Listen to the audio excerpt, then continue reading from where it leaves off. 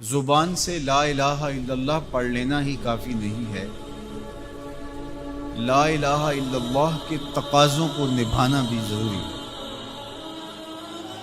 جب ہم یہ کہہ لیتے ہیں کہ ہم نے لا الہ الا اللہ محمد رسول اللہ پڑھ لیا، تو پھر اس کا مطلب یہ ہے کہ ہم دائرہ دین میں داخل ہوئے، اب ہماری اپنی خواہشات، آرزوئیں اور تمنائیں نہیں رہیں گی، دین جو ہمیں تلقین کرے گا وہی ہمارا طرز زندگی ہوگا۔ اگر کوئی شخص اللہ اور اس کے رسول کو مانتا ہے لیکن اللہ اور اس کے رسول کی نہیں مانتا، تو پھر اس نے ماننے کا حق ہی ادا نہیں کیا۔ اس لیے شریعت بیضا ہم سے اس بات کی متقاضی ہے کہ ہم اللہ اور اس کے رسول کی ہر بات کو مانیں، اور جو ان کی طرف سے ہمیں نظم زندگی اختیار کرنے کی تلقین کی گئی ہے وہ ہم اختیار کریں۔ آج SOPs کا تذکرہ ہے۔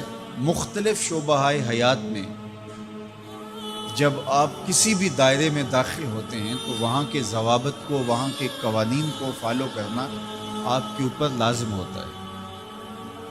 آپ شہری ہیں پاکستان کے، لیکن آپ کو کسی ملک میں سفر کرنا ہوتا ہے، تو جتنی دیر تک آپ وہاں رہتے ہیں تو آپ کو قوانین ان کے فالو کرنے ہوتے ہیں، ان کے ضوابط کے مطابق آپ کو وقت گزارنا ہوتا ہے۔ تو یہ بات اچھی طرح سے ذہن میں رکھیے گا کہ اسلام صرف اعتقادات کا نام ہی نہیں ہے، بلکہ یہ ہماری مکمل معاشرتی زندگی، ہماری مکمل اقتصادی زندگی، ہماری اخلاقی اقدار، ہماری تقویم، ہمارے رسوم و رواج، طرز معاشرت، ایک ایک چیز میں اسلام کامل، اکمل اور مکمل رہنمائی دیتا ہے۔ تو جب ہم ایمان کی دولت سے مالا مال ہو گئے تو پھر اسلام کے دیے ہوئے ضابطے کو ہمیں حرف بحرف پورا کرنا پڑے گا۔ تو جو شخص اسلام کے دیے گئے اصول و ضوابط کے مطابق زندگی گزارتا ہے اور صالح اعمال اس کی زندگی کا شعار بن جاتا ہے، تو پھر اللہ اس کو صلہ کیا دیتا ہے؟ ایک تو آخرت کا اجر ہے جو اس کو عطا کیا جائے گا، وہ تو ہے ہی ہے، لیکن اس دنیا کی زندگی میں بھی اللہ جل شانہ اس کو جزا کی صورت میں صالح، پاکیزہ، ستھری، مطمئن زندگی عطا کرتا ہے۔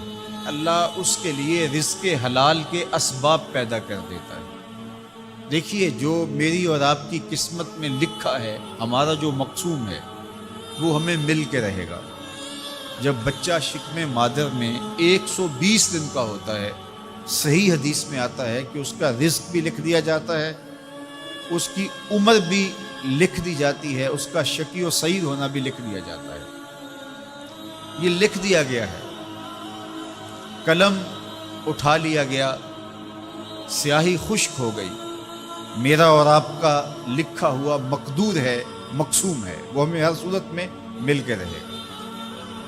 لیکن یہ ہمارا اختیار ہے کہ ہم اس لکھے ہوئے کو، اس مقسوم کو حاصل کیسے کرتے ہیں۔ بذریعہ حلال حاصل کرتے ہیں یا بذریعہ حرام حاصل کرتے ہیں، تو یہ انسان پہ چھوڑا گیا ہے۔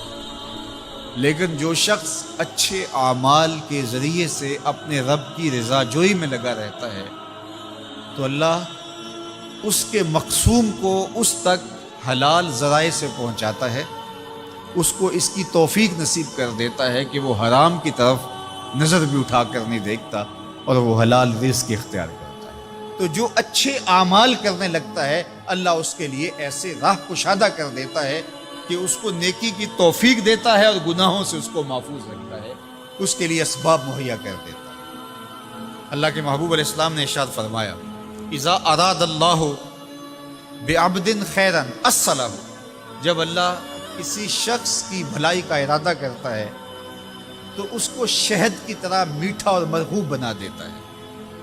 صحابہ نے پوچھا، یا رسول اللہ صلی اللہ علیہ وسلم، وکیف اصلہ، اللہ اس کو کس طرح میٹھا کر دیتا ہے، کس طرح مرغوب بنا دیتا ہے؟ تو اللہ کے محبوب علیہ السلام نے ارشاد فرمایا کہ اللہ مرنے سے قبل اس کو اچھے اعمال کی توفیق نوازتا ہے، اور پھر فرمایا فَيَقْبِضُهُ عَلَيْهِ، اور وہ نیکیاں کرنے لگ جاتا ہے کہ اللہ اس کی روح قبض کرتا ہے۔ تو جو نیک اعمال کرتا ہے اللہ اس کے لیے پھر آسانیاں مزید پیدا کر دیتا ہے۔ تو یہ صلہ ہے صالح اعمال بجا لانے کا۔